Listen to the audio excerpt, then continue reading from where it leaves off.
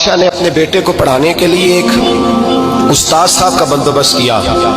استاد صاحب کو کہا کہ میرے بچے کو دین پڑھائیے، میں چاہتا ہوں کل اس نے انعام حکومت کو سنبھالنا ہے تو یہ دین سے آگاہ ہو جائے، اس کو کچھ سکھائیے، پڑھائیے۔ بہت نیک بزرگ بڑے درویش عالم پڑھانے لگے، اسباق مکمل ہو گئے، دین کے اسباق قرآن مجید پڑھایا، احادیث طیبہ کا درس دیا، اصول فقہ سے روشناس کرایا۔ جب بچے نے مکمل تعلیم حاصل کر لی اور آمین ہو گئی، دستار ہو گئی، فارغ ہو گئے، تو پھر ایک دن استاد صاحب نے کہا بیٹے کل تم نے ضرور آنا ہے، کچھ بات کرنی ہے۔ شہزادہ گیا ملنے استاد صاحب سے، استاد صاحب نے کنڈی لگا لی، ہاتھ میں درہ پکڑ لیا، مار مار کے پورے وجود کو زخمی کر دیا، کوئی غلطی نہیں، کوئی بات نہیں، مارا۔ بچہ آیا آ کے بادشاہ سلامت سے کہا کہ ابا جی سمجھ نہیں آئی، بڑا مارا ہے استاد۔ تو سیانے تھے نا بادشاہ، یہاں تو قاری صاحب روز کٹہرے میں کھڑے ہوتے ہیں، مولوی صاحب آپ نے میرے بچے کو کیوں مارا ہے؟ آپ 8,000 کے مولوی ہیں، میرا کئی کروڑ کا بچہ ہے، سویرے بدل لیں گے، خبردار آپ نے بچے کو ہاتھ لگایا، اپنی حیثیت میں رہے معاذاللہ۔ جو قومیں استادوں کو کٹہروں میں کھڑا کرتی ہیں وہ ترقی نہیں کر پاتی، جو استادوں کو کٹہروں میں روز کھڑا کرتے ہیں۔ کہا ابا جی بڑا مارا ہے، تو والد بڑے سمجھدار تھے، کہنے لگے بیٹا استاد باپ ہوتا ہے، وہ زیادتی نہیں کرتا، کوئی بات ہوگی، میں تیرے استاد کو کٹہرے میں نہیں بلاؤں گا۔ اماں سے بات کی، اماں کہنے لگی بیٹا میں تیرے باپ سے کیسے بات کروں، ڈرا تھا۔ وقت گزر گیا، 22 سال بیت گئے، 22 سال گزر گئے، بادشاہ کا انتقال ہوا، شہزادہ تخت پہ بیٹھا، پہلا حکم یہ دیا کہ میرے استاد کو بلاؤ، پہلا حکم۔ استاد جی بوڑھے ہو گئے تھے، چھڑی کے اوپر ٹیک لگا کے آئے اور بھویں سفید ہو کے جھک گئی تھیں، یوں آنکھ کھول کے بڑی مشکل سے دیکھا، کہنے لگے شہزادے حکم ہو۔ کہا میں شہزادہ نہیں، اب میں بادشاہ بن گیا ہوں۔ استاد جی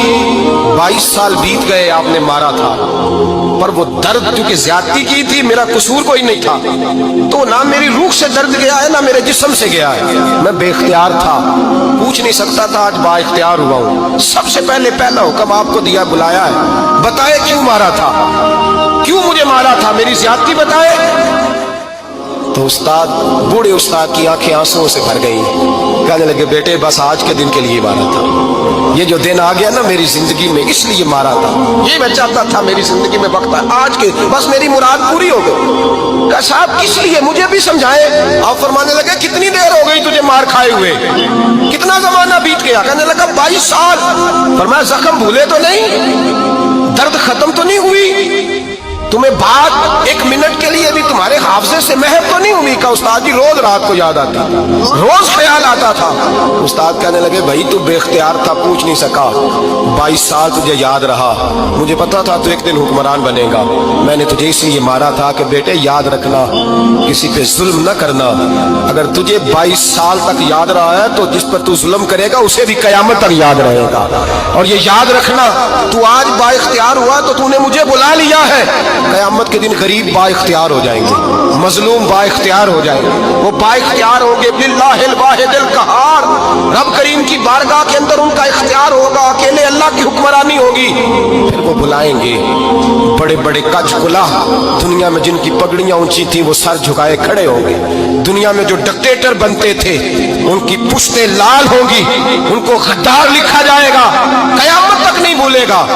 ظلم کرنا تو سوچ سمجھ کے کرنا، نہ کرنا جتنا تم سہ سکتے ہو، اتنی زیادتی کرنا جتنی قیامت میں تم برداشت کر سکتے ہو۔ میرے نبی کریم صلی اللہ علیہ وسلم نے فرمایا ظلم سے بچو، یہ قیامت کے اندھیروں میں سے ایک اندھیرا ہوگا، زندگی میں زیادتی نہ کریں، اگر تھوڑی دیر کے لیے کوئی چیز برداشت کر جائیں گے تو وہ فائدہ دے جائے گی، کچھ دیر کے لیے اگر سہ جائیں گے تو نفع مل جائے گا، سہنے کی کوشش کریں لیکن زیادتی نہ کریں، نظر کو، سوچ کو، ذہن کو پاک رکھیں، اور میرے بھائی زندگی پوری ظلم